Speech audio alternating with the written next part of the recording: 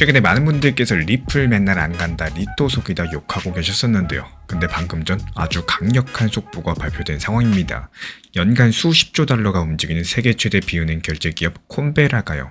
이 기존의 낡은 은행망을 버리고 앞으로 리플랩스를 전격 선택했고, 게다가 오늘부터는요. 미국 통화감독청 OCC 규정까지도 발효되면서 리플은 이제 미국 연방 금융 시스템의 심장부로 진입하고 있는 상황이죠.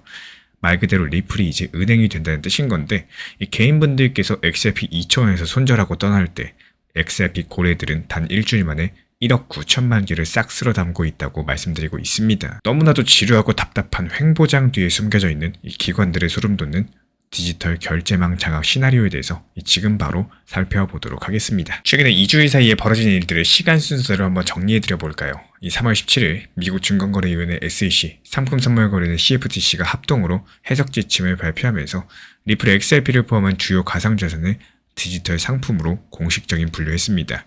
기관들 입장에서 가장 큰 걸림돌이었던 증권이냐 아니냐 논란이 사실상 정리가 됐고요.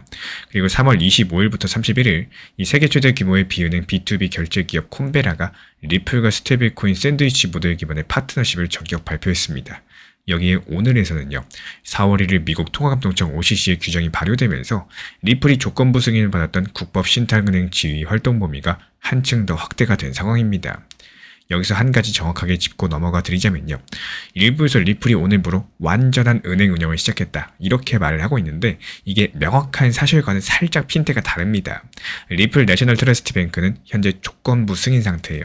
리스크 관리 체계라거나 아니면 자금 세탁 방지 시스템, 자본 여건 같은 여러 가지 OCC의 추가 조건들을 충족해야지 최종 인가까지 받을 수가 있는데요.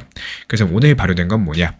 이 국법 신탁은행이 할 수 있는 활동의 범위를 넓혀주는 규정 변경이고요. 리플이 곧바로 풀가동에 들어간다? 이런 뜻은 아닙니다. 다만 여기서 중요한 점은요. 이 규정 변경으로 인해서 최종 인가를 향한 길이 훨씬 더 넓어졌다. 이 점만큼은 기억해 주시면 되겠습니다. 이 세 가지 사건에 대해서 따로따로 떼어놓고 보면요. 그냥 뉴스 세 꼭지입니다. 하지만 한 줄로 끼워보면요. 또 완전히 다른 그림이 그려지고 있는데 미국의 금융규제 당국과 글로벌 결제 인프라 기업들이 마치 약속이라도 한 것처럼 일제히 리플 중심의 블록체인 결제망을 합법적이고 또 주류적인 금융 시스템 안으로 끌어들이고 있다는 사실입니다.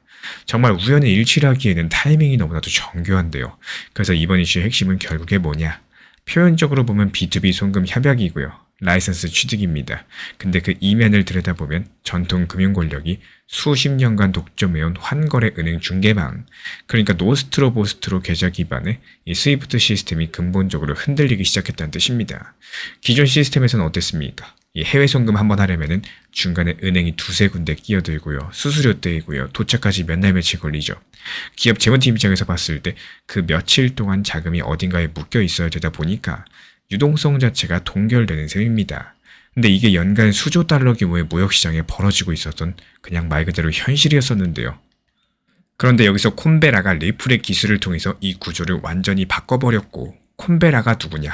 과거 웨스턴 유니언 비즈니스 솔루션이 전신인 연간 수조 달러의 무역 대금을 처리하는 세계 최대 비은행 B2B 결제 플랫폼입니다. 이 회사가 스위프트 체제를 우회해서 리플의 인프라랑 또 달러 연동 스테이블코인 RLUSD를 활용한 결제까지도 도입을 했다는 거는 그냥 작은 핀테크 회사의 시범 사업 정도가 아니라요. 이 옥스퍼드 이코노믹스 분석이 포함된 콤베라 자체 리포트에 따랐을 때 이 글로벌 무역 시장이 2028년까지 39조 8천억 달러까지 팽창할 전망입니다. 서비스 무역만 하더라도 44% 성장하면서 9조 6천억 달러에 달하는데 금리 인상기의 환율 변동성을 피하려는 이 기업들의 해칭 거래는요. 53.5%나 증가를 했고 API 연동을 통한 결제 자동화 비율은요. 이미 49.1%에 육박합니다. 이 수십조 달러 규모의 시장의 핵심 인프라 기업이 왜 하필 리플을 골랐을까요? 정답은 간단합니다. 기존의 은행망들 너무 느리고 너무 비싸기 때문인 건데 스테이블코인 샌드위치 모델은 이렇게 작동을 해요. 예를 들어가지고 한국의 A기업이 미국의 B기업에 대금을 지불한다라고 가정을 해보겠습니다. A기업이 원화 입금하면은 백엔드에서 이게 규제된 스테이블코인 RLUSD로 변환됩니다. 이 RLUSD가 블록체인율을 몇 초 만에 국경을 넘어서 이동을 하고요. 미국 쪽에서 다시 달러로 전환돼서 B기업 계좌에 도착을 합니다. 중간에 은행 두세 군데 거칠 필요도 없겠고 몇 날 며칠 자금이 묵힐 이유도 없겠습니다. 리플 레저에서는 스팸 거래를 막기 위한 로드 팩터라는 시스템이 내장되어 있습니다. 쉽게 말씀드려서 네트워크가 한가할 때는 수수료가 거의 공짜 수준인데 0.00001 XRP, 이건 사실상 티끌도 안 되는 금액이죠. 하지만 콤베라 같은 대형 기관들이 초당 수백에서 수천 건의 결제를 쏟아붓게 되면 그 상황이 달라져요. 네트워크에 병목이 걸리면서 수수료가 수백 배까지 뛰어오릅니다. 참고로 리플 레저의 공식 확인 가능한 지속 처리량 초당 약 1,500건 수준인데요. 커뮤니티 분석가들의 시뮬레이션 따라봤을 때 이 극한의 네트워크 부하 상태가 지속될 경우 하루에 수백만 개, 연간 단위로 상당량의 XRP가 영구 소각될 수 있다는 추정치가 나옵니다. 물론 이 수치 자체가 공식 엔지니어링 데이터가 아니라요.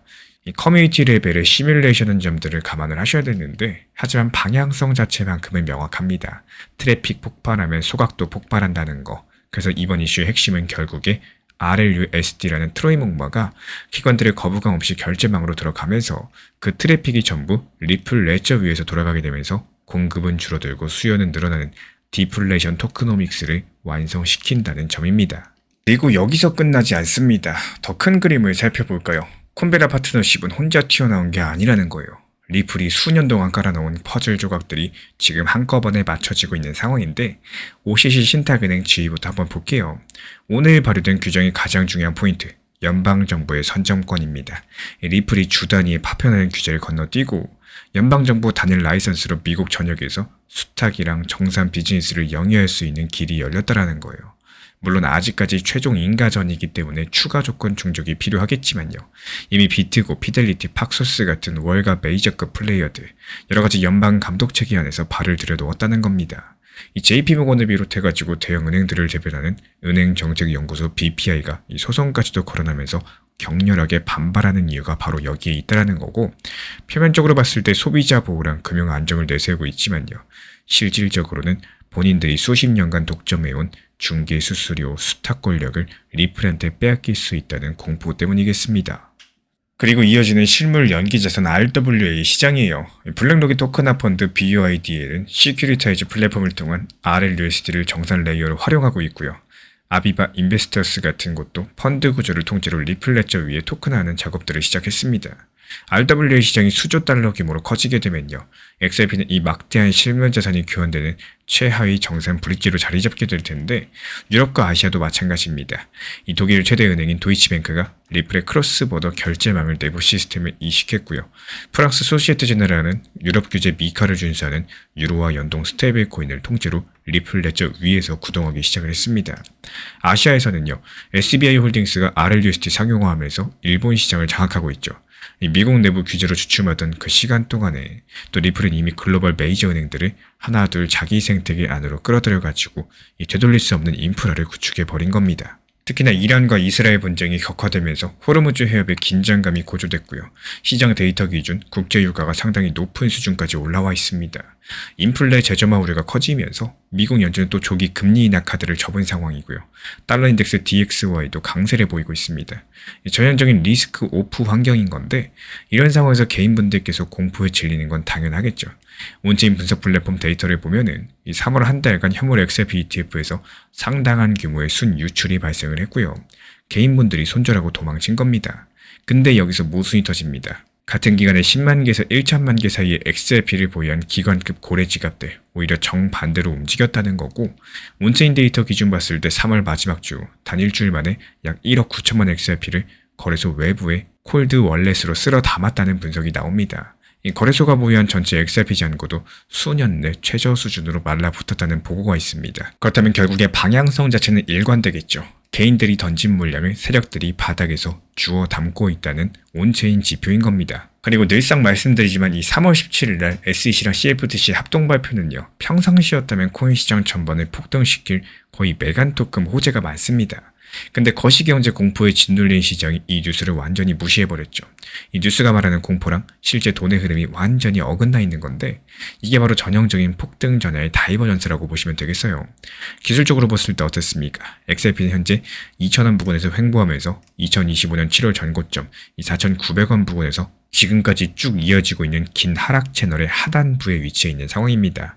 말 그대로 지금 하락할 만큼 많이 하락했다는 겁니다. 게다가 22평선이랑 52평선까지도 맞물리게 되면서 정말 답답한 차트가 이어지고 있는 상황인데, 이게 추락을 위한 차트가 아니라 오히려 에너지를 응축하는 이 쐐기 구간이라는 사실.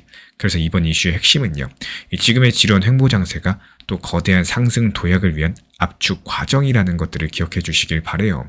이 콤베라를 통한 B2B 트랙 비율이 폭발할 거고요. OCC 규정이 확대될 거고요. 클래리티 법안이 진행이 될 거고요. 기관들은 조용한 매집을 계속 이어갈 겁니다. 이 네 가지 퍼즐 조각이 맞춰진다. 그럼 현재 하락 채널은 결국에 무너질 수밖에 없다는 사실. 이 동트기 전이 가장 어둡다라는 말이 있죠. 이런 지루한 답답한 시장들 우리 채널과 같이 이겨내시기를 응원드리도록 하겠습니다. 그래서 지금 시장 같은 경우는 정말로 어려운 시장이다, 이렇게 생각하시는 분들 지금 정말 많으실 겁니다. 실제로도 하락장 시간 자체가 너무나도 길어지고 있어요. 그래서 지금 시장 진짜 괜찮은가, 계속 보유해도 될까, 이런 의문이 들 수밖에 없을 거라고 생각을 합니다. 이런 식의 내 멘탈을 케어하고 건강하게 만드는 방법 중에 하나가 이 과거 패턴을 보시는 것들을 추천드려요. 과거 하락장에서는 어땠나, 이거 역사 패턴을 봤을 때 미래를 볼 수 있다는 말들이 있죠.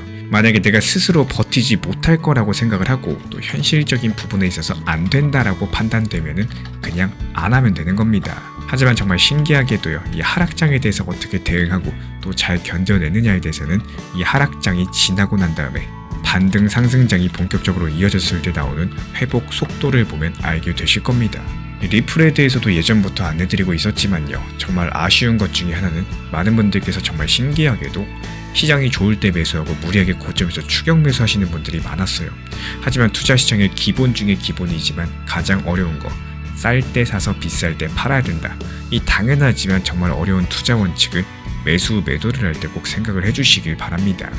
내가 지금 매수하려는 그 시점이 너무 과열되어 있는 상황은 아닌 건지, 혹은 매도하려는 시점이 너무 바닥 구간에서 내가 무서워서 바닥에 매도하려는 게 아닌지 한번 생각을 해보시면서 시장에 대해서 접근하시고, 어렵거나 필요하신 분들께서 정보방 신청 주시면 입장 안내 드리도록 하겠습니다. 최근에 시장이 너무 답답하다 보니까 정보방 입장에 대해서 문의 주시는 분들께서 많아지셨어요. 먼저 제일 중요하지만요, 제가 안내드리는 모든 정보방은 업비트, 빗썸, 현물 매매로서만 안내 도움 드리고 있습니다. 지금 화면에 보이시는 번호나 혹은 댓글 링크에 있는 신청란을 통해서 신청 주시면은 안내를 도움 드리고 있고요.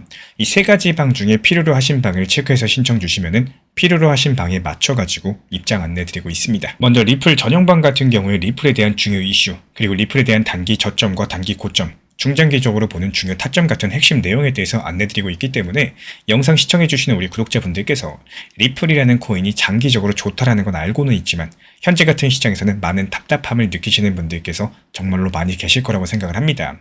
이 적당한 일부 비중은 단기 고점과 저점을 살려서 효율적인 대응을 만들어 가시고 또 오히려 중장기적으로 더 잘 가져가기 위한 효율적인 매매하시는 것들을 추천드려요. 그리고 두 번째로 종합 브리핑방입니다.